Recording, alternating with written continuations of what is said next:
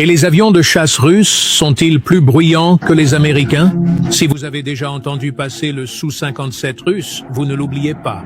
Il ne gronde pas simplement comme la plupart des avions de chasse. Il hurle une plainte métallique perçante qui résonne dans le ciel, si distincte que les gens lors des meetings aériens sortent leur téléphone juste pour enregistrer ce son. Mais ce rugissement hurlant n'est pas qu'un simple bruit, c'est une leçon sur la façon dont deux superpuissances conçoivent la guerre.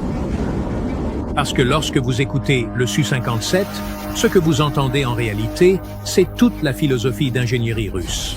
Commençons par les bases. Le Su-57 est propulsé par deux énormes moteurs Saturn L-40 et un F-1, des turboréacteurs conçus pour privilégier la poussée brute et la maniabilité.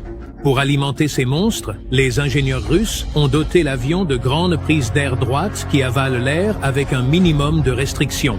Excellent pour le flux d'air, excellent pour l'agilité, catastrophique pour la furtivité. Ces conduits ouverts exposent directement les pales du compresseur au monde extérieur et à l'oreille humaine. Bien sûr, tous les moteurs à réaction font du bruit, mais dans le Su-57, ces pales de compresseur agissent presque comme une sirène.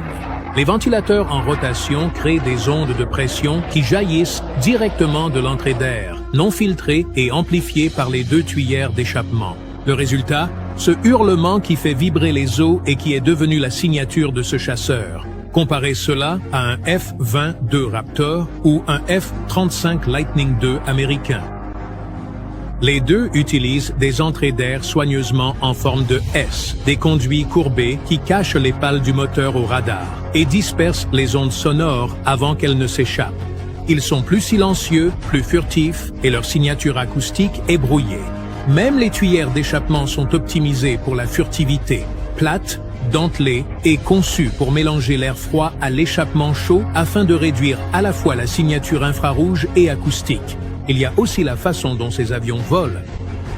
Les chasseurs russes comptent souvent sur la post-combustion, d'énormes bouffées de carburant brut enflammées dans l'échappement pour réaliser leurs manœuvres spectaculaires. C'est spectaculaire, mais c'est aussi assourdissant.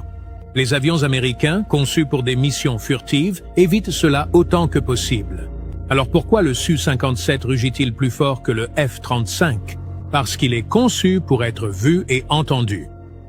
Les États-Unis fabriquent des fantômes, la Russie fabrique des gladiateurs, l'un règne dans le ciel par le silence, l'autre par le bruit.